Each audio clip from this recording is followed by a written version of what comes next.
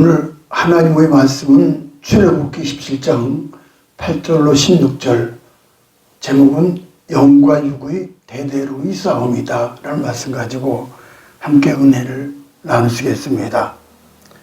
자동차 회사의 서울 본사에서 근무하던 한 사람이 경기도 고양시의 부품 창고로 좌천이 되었습니다. 기분도 달랠 겸 오리를 키워야 되겠다. 그래서는 창고 옆에 작은 연못을 만들고 청동오리 새끼를 사다가 물에 넣었습니다. 다음날 보니까 오리가 물속에서 그 새끼가 죽어 있는 거예요. 깜짝 놀라서 오리를 이리저리 살펴보았지만 짐승에게 물릴 흔적이 없었습니다. 수영이 전문가인 오리가 물에 빠져 죽었다라고는 상상할 수도 없어서 그 오리를 산 데 가서 따졌더니 자초지종을 들은 주인은 그것도 몰랐냐라고 얘기하는 거예요. 그 오리는 양계장에서 부화해서 키웠기 때문에 수영할 줄도 모르고 어릴 때부터 물에 넣지 않아서 깃털의 기름이 분비되지 않아서 물에 잘 뜨지도 못한다는 거예요. 물에 빠져 죽은 오리는 우리에게 영적인 교훈을 주고 있습니다. 물가기가 있다고 모든 오리가 수영하는 것이 아닌 것처럼 교회 다닌다고 모두 그리스도인답게 사는 것이 아니라는 사실이에요. 오리의 진면목은 양계장이 아닌 물에서 드러나듯이 진정한 믿음은 신앙생활에서 위기 현장에서 잘 드러난다. 그렇게 볼 수가 있습니다. 성경으로 영혼의 양식을 삼지 않거나 기도를 통한 하나님께 교제가 없다고 하면은 그는 참 문제가 되죠. 이게 없다고 하면은 헤엄칠 줄 모르는 오리 새끼와 같다. 그렇게 볼 수 있습니다. 본문은 모세의 지도하에 이스라엘 백성이 애굽을 떠나 시내산까지 가는 3개월의 여정 가운데 일어난 사건들입니다. 이제 이렇게 여기서 고센 땅에 출발해서 숫곳, 에담, 마라에서 엘림, 르비딤, 그리고 이제 시내산이 되는 거죠. 시내산에 십계명을 받는 거죠. 그 전에 있었던 일이에요. 우선 애굽에서 홍해를 건넜죠. 이거 이제 요거는 이 시나이 반도고 이는 광야를 지나가는 거죠. 애굽에서 홍해를 건넜죠. 광야로 접어들면서 구름 기둥, 불 기둥의 인도를 또 받습니다. 그리고 마라에서 써서 마실 수 없던 물이 변해서 단물이 되었고, 엘림이라는 오아시스에서 종려나무 70조 아래에서 12샘물을 마신 것이 성경의 기록입니다. 그리고 하늘에서 만나가 내려오고 떡을 만들어 먹었고 메추라기가 날아왔기에 고기를 배불리 먹었습니다. 르비딤이라는 광야에서 모세가 반석을 쳐서 시원한 생수가 거의 200만이 되는 백성들이 다 마음껏 물을 마십니다. 이제 갑자기 아말렉이 쳐들어오는 거예요. 아말렉 군사가 쳐들어오는 거예요. 모세가 여호수아에게 급히 군대를 조직해서 나가서 싸우라고 명령을 했습니다. 그래서 여호수아는 적진을 향해 나갔고 모세는 아론과 훌을 데리고 산꼭대기로 올라가 손을 높이 들었습니다. 그러자 이스라엘이 이기고 손을 내리면은 아말렉이 이기는 겁니다. 그래서 모세가 기적을 체험하고 제단을 쌓고 이름을 여호와 니시, 여호와는 승리다 라는 제단을 쌓았죠. 여호와 니시는. 이어서 모세는 여호와가 아말렉과 더불어 대대로 싸우리라. 그 맨 끝에 나옵니다. 이 세상은 하나님 나라의 선과 사탄의 악과의 전쟁터입니다. 그것도 대대로 싸운다는 거죠. 즉 그리스도인의 선과 악, 참과 거짓, 영혼과 육체, 천국과 지옥에 대해서 우리에게 중요한 교훈을 주고 있습니다.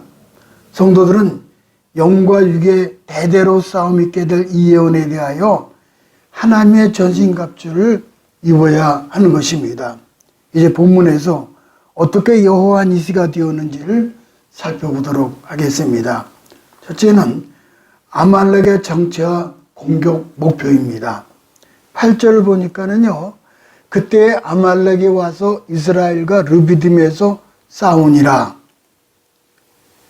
아말렉은 육에 속한 에서의 후손이고 이스라엘은 영에 속한 야곱의 후손입니다.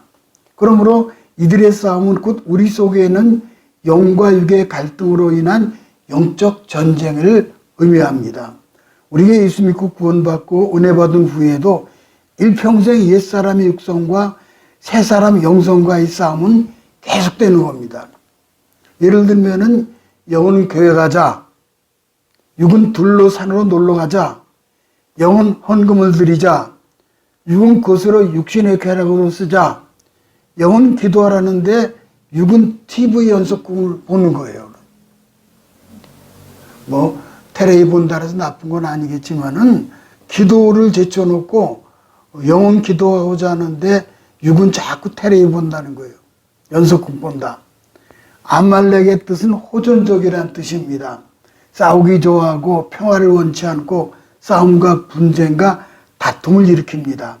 그러므로 마귀가 육성을 타고 돌아와 부부의 결혼을 파괴하고 교회를 파괴하는 거예요. 가정도 교회도 육신의 줄을 타고 들어와서 화평을 깨뜨리고 혼란을 일으킵니다.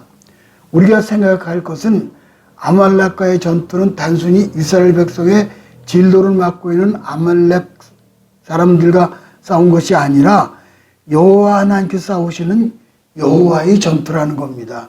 이것은 마귀와의 싸움이요 영적 전투예요.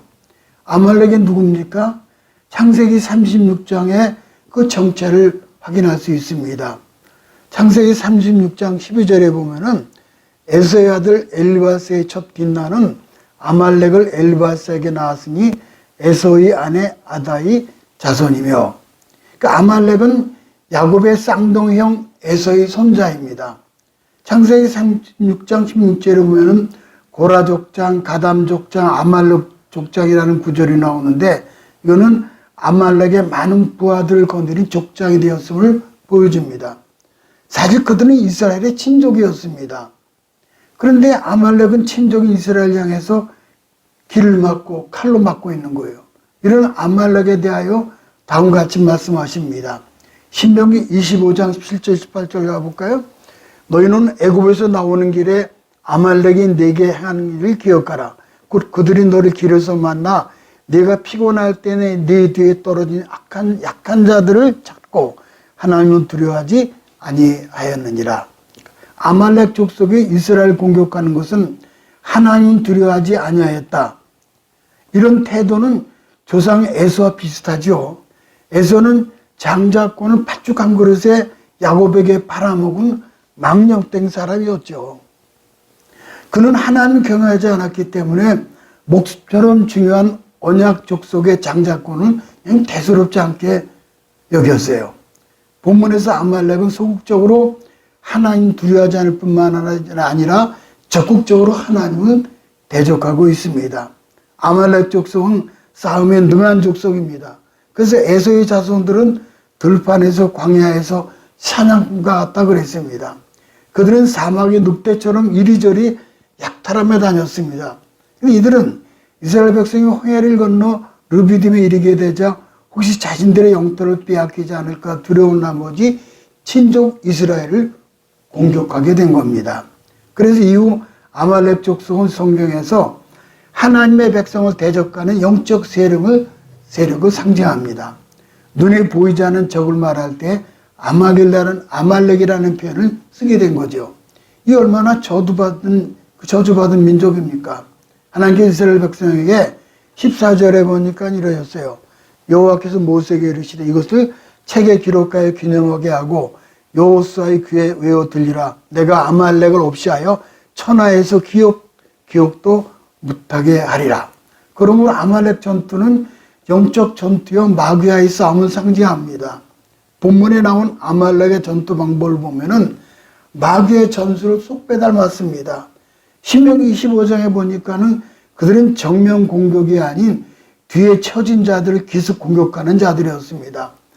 이스라엘의 피곤한 틈을, 이스라엘 족속 중에서 피곤함을 틈타 뒤에서 약한 자들을 비겁하게 공격을 합니다. 이것은 마귀의 공격 방법이죠. 마귀는 지금도 성도들 중에서 피곤해하는 자, 뒤처져 있는 자, 유에 속한 자를 집중적으로 공격을 합니다. 구원받은 성도들이 천국에 들어갈 때까지 방심하지 말고 계속 싸워야 할 원수가 세 가지가 있어요.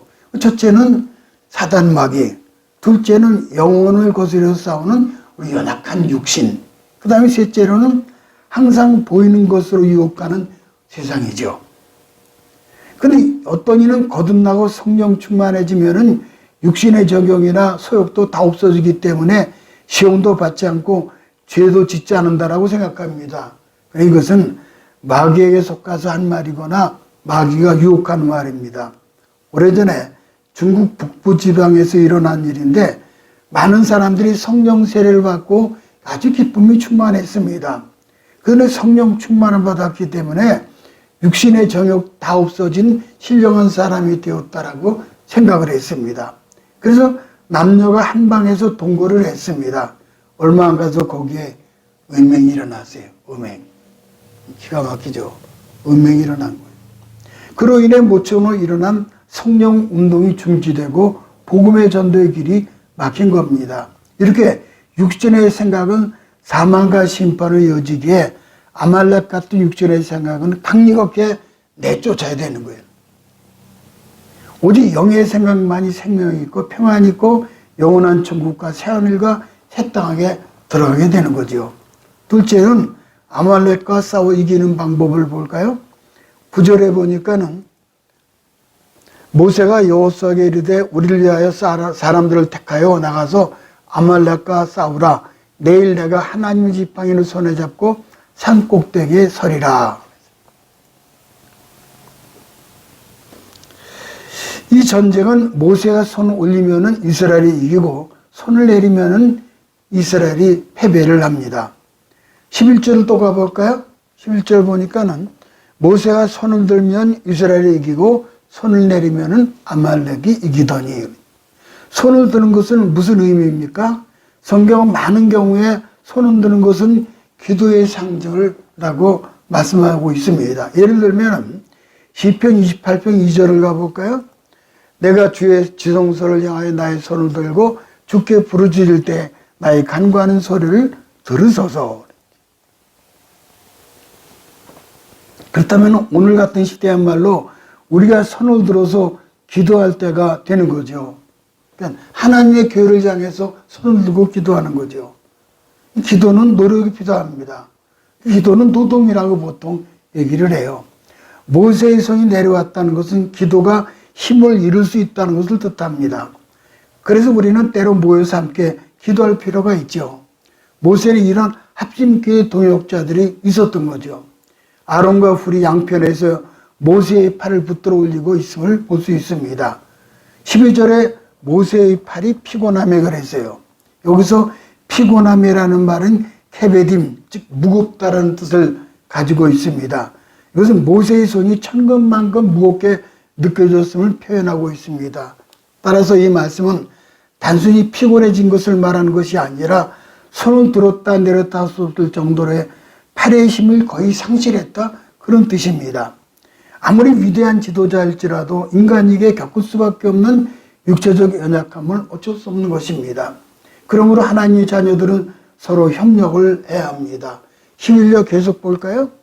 모세의 팔이 피곤함에 그들이 돌을 가져다가 모세 아래 놓아 그가 그에 앉게 하고 아론과 훌이 한 사람 이쪽에서 한 사람은 저쪽에서 모세의 손을 붙들어 올리더니 그 손이 해가 지도록 내려오지 아니한지라. 얼마나 멋있어요. 아론과 훌이 어떻게 모세를 도왔는지 잘 설명하고 있습니다. 여기서 우리는 지도자를 보좌하는 두 사람의 세심한 배려를 엿볼 수가 있습니다. 이런 기도의 동역자를 갖고 있어야 합니다. 문제가 있을 때 함께 기도할 수 있는 기도의 네트워크가 절실합니다. 역사가 요세푸스에 의하면은 아론은 모세의 형이고 훌은 모세의 누님 미리암의 남편이라고 기록하고 있습니다. 우리 가정에는 가족들이 함께 모여 일일이 기도 제목들을 나누며 기도하는 시간들이 있어야 하는 것입니다. 교회도 물론 그렇죠. 때로 우리는 온 교회가 함께 모여 중보기도의 손을 들고 기도할 필요가 있습니다. 성경은 각 가정의 남자들이 손을 들고 자신의 가정과 사업처, 직장을 기도로 지키는 제사장의 사명을 감당할 것을 기대하고 있습니다. 디모데전서 2장 8절을 가볼까요? 각처에서 남자들이 분노와 다툼이 없이 거룩한 손을 들어 기도하기를 원하노라. 참, 이게 거룩한 손이라는 거예요. 이거 보세요. 합심기도. 삼겹줄의 기도죠. 삼겹줄의 기도. 끊어지지 않죠. 우리가 모여 한 기도 제목을 놓고 합심해서 기도드린다면은 흉악의 열박들이 불산삼같이 끊어지게 될 것입니다. 기도할 때 우리가 경험하는 승리는 엄격하게 말하면 기도 그 자체의 능력이라보다는 기도로 응답하시는 하나님 능력이라 말해야 할 것입니다. 근데 본문에 자세히 살펴보면은 모세가 손만 들고 있었던 것이 아니라 손에 지팡이를 붙들고 손을 올린 것을 보아야 옳습니다. 9절 가볼까요? 모세가 여호수아에게 이르되 우리를 위하여 사람들 택하여 나가서 아말렉과 싸우라. 내일 내가 하나님의 지팡이를 손에 잡고 산 꼭대기에 서리라. 지금 보면은 하나님의 지팡이를 들은 거죠. 그렇다면 당연히 모세는 손만 올린 것이 아니라 손에 지팡이를 잡고 올렸다는 것이 옳은 겁니다. 그렇다면 왜 하필이면 지팡이를 여기서 모세가 사용했습니까? 지팡이는 하나님 함께 하시는 상징이죠.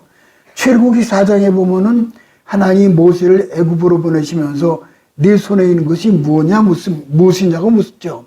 모세가 지팡이로 대답하자 그 지팡이를 잡고 바로에 가라고, 이집트 왕 파라오에게 가라고 말씀하시죠.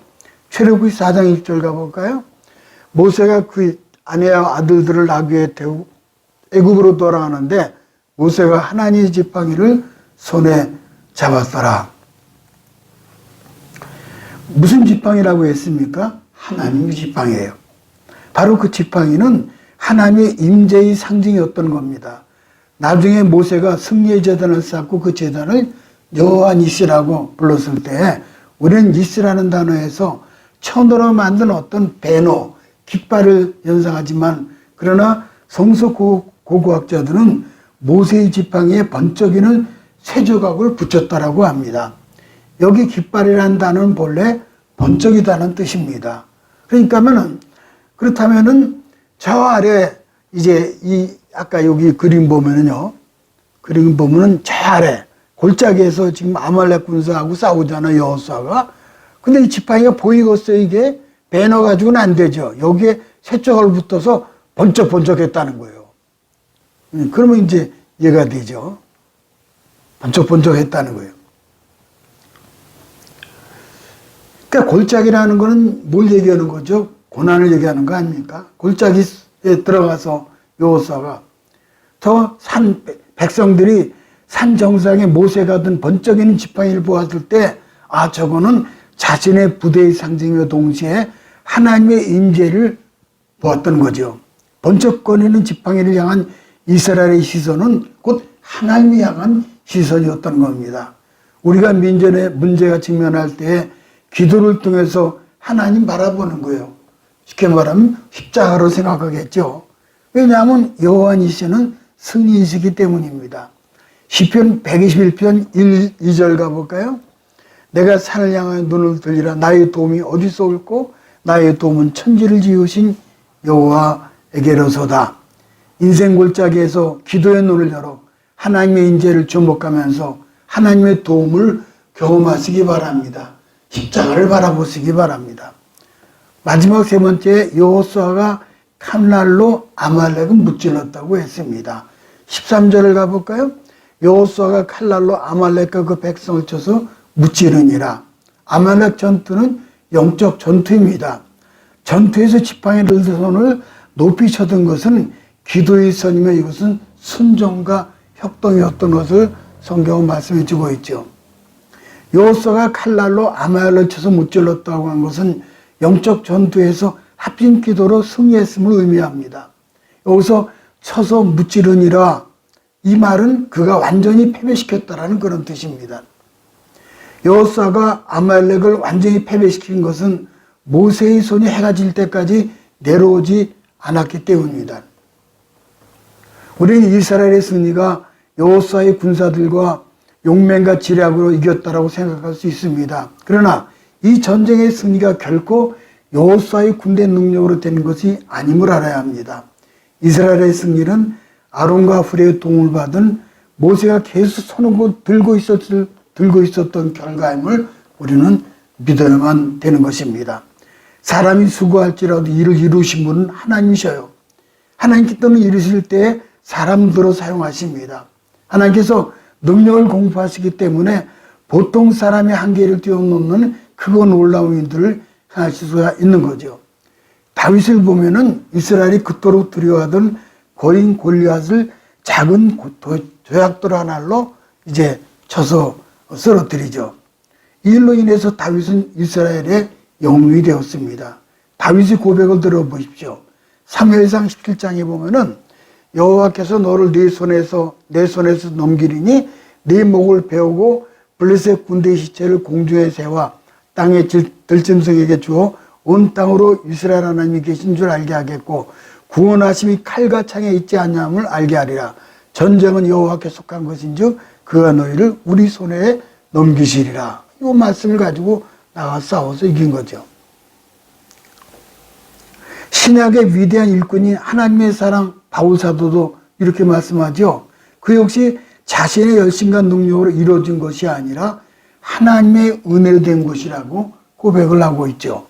고린도전서 15장 10절에 보니까는 내가 나된 것은 하나님의 은혜로 된 것이니 내게 주신 그 은혜가 헛되지 아니하여 내가 모든 사도보다 더 많이 수고했으나 내가 한 것이 아니고 오직 나와 함께 하신 하나님의 은혜로다.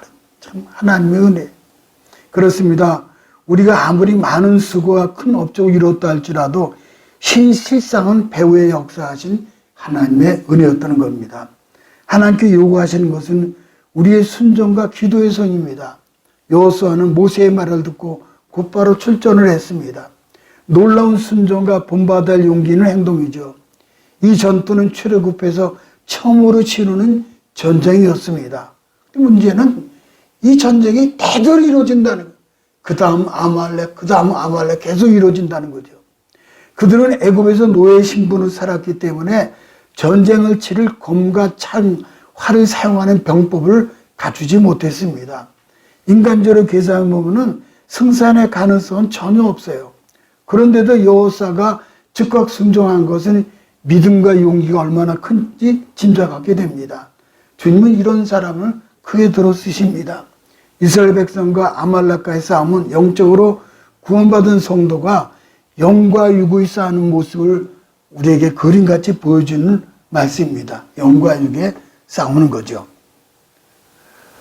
에스더에서 보면은 하만이 이스라엘 백성을 다 죽이려고 모략을 하다가 에스더에 의해서 대신 그 장대 끝에 반대로 매달려 죽는 모습이 나옵니다.